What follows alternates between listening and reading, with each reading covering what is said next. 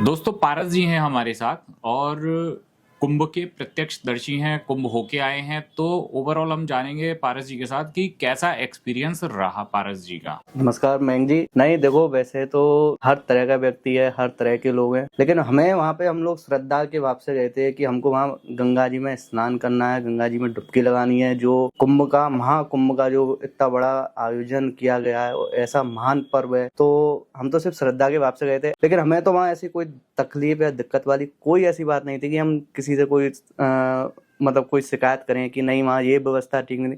भाई पिकनिक बनाने थोड़ी नहीं गए हैं जो आप व्यवस्थाओं को देखेंगे।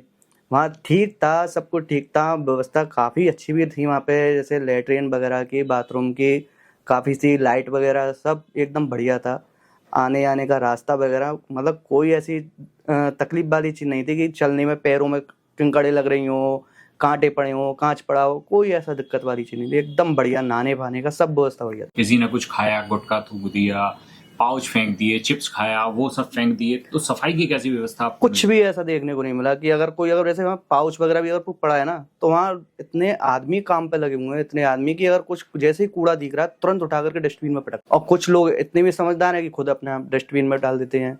तो वहाँ गुटखा पान वगैरह का ऐसा कोई मतलब मट्टी है तो वहाँ तो कुछ ऐसा कुछ दिखा भी नहीं। अच्छा, जैसे लोग खुले में शौच करते हुए मिल रहे हैं, टॉयलेट कर रहे हैं, और लेडीज जहां कपड़े चेंजिंग रूम बनाया हुआ है महिलाओं के लिए, तो उसमें भी कई ऐसी वीडियो हैं कि लोग टॉयलेट करते। तो क्या ये सब लोगों की नैतिक जिम्मेदारी भी खुद की होनी चाहिए कि हम केवल सरकार को ही अब रोते रहें, सरकार की हम कमियां गिनाते रहें, कि हमारी भी कोई नैतिक जिम्मेदारी है या नहीं है? बिल्कुल बिल्कुल मयंक जी, देखो इसमें ना आदमी को स्वयं अपने आप पे ये सोचना चाहिए कि भाई कि अपना घर है, अगर तुम अपना घर समझ के कर रहे हो तो ठीक है। अगर तुम सोच रहे हो कि नहीं मैं तो अगर किसी पे एहसान करने जा रहा हूँ, वहाँ पे स्नान करने नहीं, एहसान करने जा रहा हूँ कि भाई हम कुंभ आए हैं, हमने इतना बड़ा एहसान किया है, तो वो चीज़ गलत है।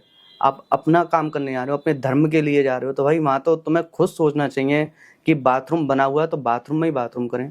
जब वहाँ कपड़े चेंज करने का चेंजिंग रूम है तो उसमें ही जाके कपड़े चेंज करें। आप खुद वहाँ जाकर गंद फैला रहे हो तो फिर अधर्मी और फिर जो राक्षस लोग करते हैं प्रगति के, वो लोग हुए। फिर तुम कुंभ जाओ मत जाओ, घर पे ही स्नान कर लो। कौन बोल रहा है कुंभ आओ?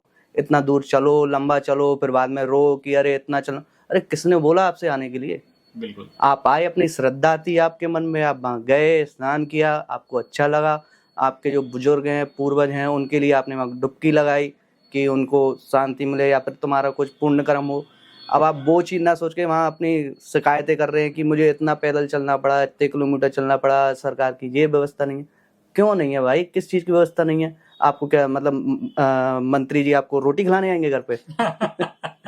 ये आपको स्वयं खुद सोचना है कि भाई हम धार्मिक कार्य के लिए आ रहे हैं, और आप मतलब पूरे वर्ल्ड से लोग वहाँ आ रहे हैं। गवर्नमेंट ने सारी व्यवस्था उनकी करी हुई। मतलब काम ओवरऑल जो है 100 में से 100 नंबर दिए जाएंगे यूपी को? नहीं, अगर हमारी तरफ से देखा है तो हमारी तरफ से तो पूरे 100 में से 110 ही समझो, क्योंकि हमें तो ऐसी कोई शिकायत थी नहीं। हम भाई पिकनिक मनाने थोड़ी ना गए थे, हम तो वहाँ कुंभ में अपने श्रद्धा से गए थे, भाव से गए थे।